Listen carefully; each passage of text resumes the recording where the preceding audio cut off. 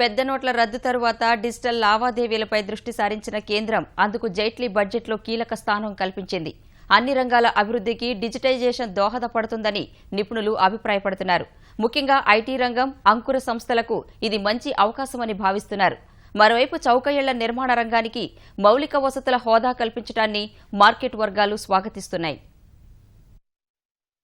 సామాన్యుడికి ప్రయోజనం కలిగేలా నగదురహిత చెల్లింపు వ్యవస్థ ఉండాలని కేంద్రం నిర్ణయించింది. ఆ దిశగా బడ్జెట్లో పలు ప్రతిపాదనలు చేసిన ఆర్థిక మంత్రి జైట్లీ డిజిటల్ లావాదేవీలు ఆర్థిక వ్యవస్థను పూర్తిగా ప్రక్షాళన చేస్తాయని స్పష్టం చేశారు. దీని కారణంగా అవినీతికి అడ్డుకట్ట పడుతుందని పేర్కొన్నారు.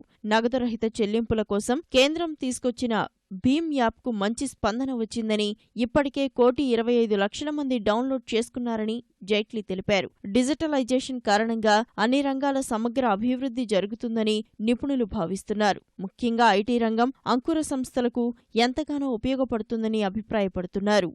In terms of, but indirect గా the whole push towards digitization ఏదైతుందో అన్ని వర్గాలు ఈ హెల్త్ కేర్ దగ్గర నుంచి తీసుకుంటే రైల్వేస్ గురించి అనౌన్స్ చేశారు.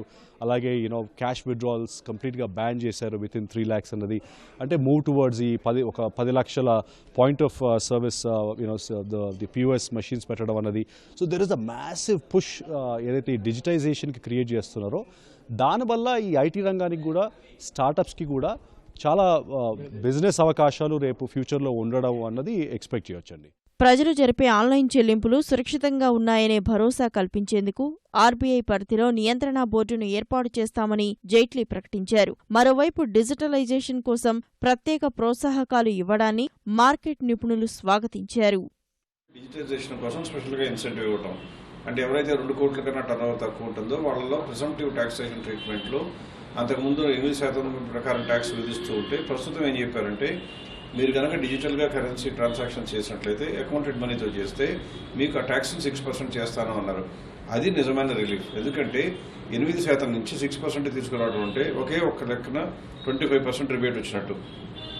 అది మంచి పద్ధతి. పెద్ద నోట్ల రద్దు వంటి కారణాలతో నెమ్మదించిన స్థిరాస్తి రంగానికి ఊతమిచ్చి 2022 నాటికి ప్రతి ఒక్కరికీ సొంతింటి కల నెరవేర్చే దిశగా కేంద్రం కీలక నిర్ణయం తీసుకుంది. చౌక ఇళ్ల నిర్మాణ రంగానికి మౌలిక వస్తుల హోదా కల్పిస్తున్నట్లు ప్రకటించిన జైట్లీ జాతీయ గృహ నిర్మాణ బ్యాంకు ద్వారా 20,000 కోట్ల రుణాల్ని రీఫైనాన్స్ చేయనున్నట్లు వెల్లడించారు. స్థిరాస్తి రంగం మందగమనంతో ఇబ్బందులు పడుతున్న నిర్మాణదారులకు ఆర్థిక మంత్రి మరిన్ని పన్ను ప్రోత్సాహకాలు ప్రకటించారు. ఈ rate of interest housing sector మీద ఆధారపడే వాళ్ళు almost all 70 to 80% labour are there. All of you know that. So ఆ సెక్టార్ కనుక బాగా రాణిస్తే దానివల్ల ఎంప్లాయ్మెంట్ కానీ దానివల్ల ఎర్నింగ్ కెపాసిటీస్ కానీ పెరిగే ఉంటాయి. సో ఆ లైన్స్లో పాజిటివ్ ఇండికేషన్స్ ఒకటి ఏంటంటే రేట్ ఆఫ్ ఇంట్రెస్ట్ తగ్గించారు. 31st డిసెంబర్కి ప్రైమ్ మినిస్టర్ గారు అనౌన్స్ చేశారు. Small housing affordable housing infrastructure status ఇచ్చారు. దానివల్ల there is a good kick start of housing sector will be there. Interest reduction ఇచ్చారు. 12 lakhs లోన్ వరకు, హౌసింగ్ లోన్ వరకు 3% interest reduction ఇచ్చారు. దానివల్ల ఏమవుతుందంటే the affordability of purchase will increase.